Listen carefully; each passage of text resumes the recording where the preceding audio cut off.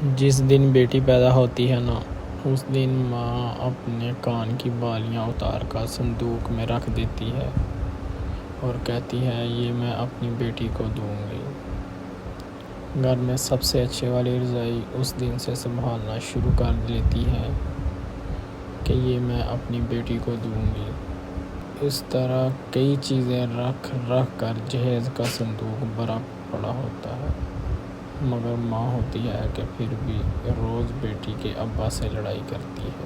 کچھ پیسے الگ سے دیا کرو، بیٹی کی شادی بھی تو کرنی ہے۔ جبکہ پہلے سے ہی اس بیٹی کے نام کی 2 کمیٹی ڈالی ہوتی ہیں، اور وہ مزدوری کرنے والا باپ بھی کہتا ہے میں اپنی بیٹی کی شادی ایسے کروں گا، دنیا دیکھے گی، سب کچھ خرید کر لاؤں گا۔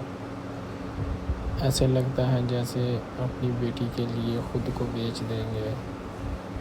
اللہ تعالیٰ ہر بیٹی کے نصیب کو اچھا کرے، آمین۔